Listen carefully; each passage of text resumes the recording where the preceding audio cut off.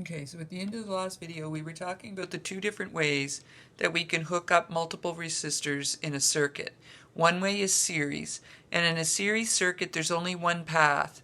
The current, the electrons that leave the power supply, have no choice but to go through R1, to go through R2, to go through R3, and if there were 8 other resistors, all in series, it would have to go through all of them because there's only one path. It's like a chairlift that takes you to the top of a ski hill and there's only one run open. Everybody who goes up that chairlift has to come down the same run. Okay? Whereas in parallel, there are multiple options. The current, an electron leaving the battery, which is I total, when it gets to this spot, this junction in the circuit, some of them can choose to go through R1, some of them can continue up and go through R2, and some of them can keep going again and go through R3. And then they all come back together after they've passed through those resistors and they come back to the battery. It's the same again as think of the battery as your chairlift, but now when you get to the top of the chairlift, there are 3 runs open. You can come down R1, you can come down R2, or you can come down R3. Which one people choose to come down depends on the resistance, right? R1 might be a nice groomed course, so the majority might come down R1, right? A path that doesn't have a lot of resistance. R2 might have some slippery sections and be a little icy, so fewer people would come down that. That would be like the branch in the circuit that has more resistance, so fewer circuit. And then R3 has this rather major drop-off. But there would still be a Dinkeldorf or 2 that would choose to come down that one. And so in a circuit, R3 would be this huge resistance, but a little bit of current would go through it. Okay, so but everybody in the end has to get to the bottom. Okay, so from this we can get equations for these two types of circuits. We just said in a series circuit, all the current that leaves the power supply has to come back to the power supply. I didn't say that. Actually, what we said was all the current that leaves the power supply has to pass through R1, R2, and R3. Okay? So what that tells me is that I total must be equal to I1 plus I2 plus I3 plus however many other resistors there might be. So this is our first equation for series circuits. Now I said there a second ago that all the current that leaves must come back. Sometimes people think that as the electrons pass through or current passes through a resistor, that the resistor takes some of the electrons away. It doesn't. The resistor takes the voltage away that the electrons are carrying, right? It's just like the ski hill. There's not like something on the ski hill that takes people off of it, right? The same number of people that went up the chairlift get back to the bottom. They just lose their energy on the way down. There's not like the abominable snowman that eats people on their way down. So the same way that everybody gets back to the bottom on a ski hill, all the electrons get back to the battery in a circuit. It's just they've lost their energy. They've lost their voltage on the way. Okay, so now if we think about the current in a parallel circuit, so the total current leaves the power supply, but then it separates. Some goes through R1, some goes through R2, some goes through... Oh, I just screwed that up. They all have to be equal over here. I don't know why my camera just flipped around and I don't know if it... Okay, so they all have to be equal over here. Sorry about that.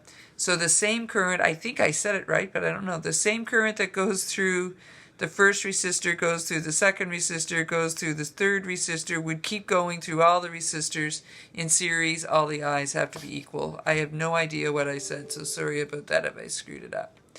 Okay?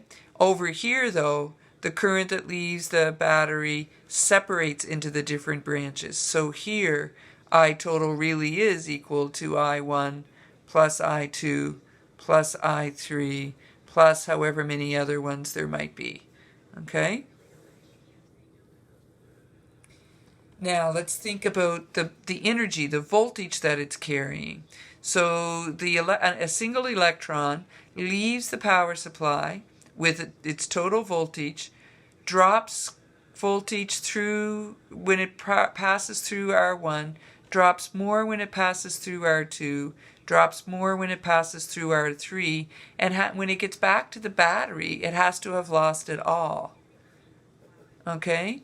And so in a series circuit, then, this one's for real, V total has to equal V1 plus V2 plus V3, and if there were more resistors, they would have to get their share too. So the second equation for series circuits is that the voltages have to add up. Whereas in parallel, they're only going through one resistor. So, and they have to lose it all by the time they get back. So they either leave the battery, go through R1 and come back, leave the battery, go through R2 and come back, leave the battery and go through R3 and come back. So it means that V total must be equal to V1, must be equal to V2, must be equal to V3 in parallel. Okay, so they're the exact opposite. In series, the currents are equal and the voltages add up. In parallel, the currents add up and the voltages are equal. Okay, now we're going to use Ohm's law to find the IR. If I don't talk when I write, I might write the right thing down. To find an equation for the resistances. Okay, so we know V equals IR. So instead of V total, I could write I total, R total. And instead of V1, I could write I1, R1, etc. Because Ohm's law doesn't just hold for the overall one circuit, one resistor, it holds for each component. And so subbing for V total, subbing in equation 2, we would have I total, R total would equal I1, R1 would equal, I'm subbing into number 2, into 2. So I1, R1 plus I2, R2 plus I3, R3, etc. But all the I's are equal, so they're going to cancel. And so the equation for resistors in series that I would have left would be just add them all up to get the total resistance of the circuit, which is also often called the equivalent resistance, or total. Okay? That's the third equation. In parallel, we're going to sub into number 1. And we're going to sub in I equals V over R, because we're subbing in for I. Okay, so where I total is, we're going to sub in V total over R total. And that's going to equal V1 over R1 plus V2 over R2 plus V3 over R3 plus etc. But all the V's are equal, so they're going to cancel, and it's going to leave us with 1 over R total is equal to 1 over R1 plus 1 over R2 plus 1 over R3 plus dot dot dot. So in parallel, you can't just add the R's up. You actually have to do 1 over. Okay, whereas in series you can just add them up. So it's a little more complicated in parallel. And when you're finding the R total, I want to see the fractions. I know your calculator can add fractions, but I want to see that you can. So like if the 3 resistors, if R1, we're going to run out of time here, was 2, R2 was 3, and R3 was 4, then the total over here would just be 2 plus 3 plus 4, but here it would be 1 over 2 plus 1 over 3 plus 1 over 4. And then you would find the common denominator, which would be 12, so it would be 6 over 12 plus 4 over 12 plus 3 over 12, which would equal 13 over 12. And so then our total, because that's 1 over, would equal 12 ohms over 13. Okay, so and then you would get your fraction of whatever that is. So I want to see this. I want you to show me you finding the common denominator, and then don't forget to flip it once you have it. Okay? and then you'd use it in whatever. Okay, so tonight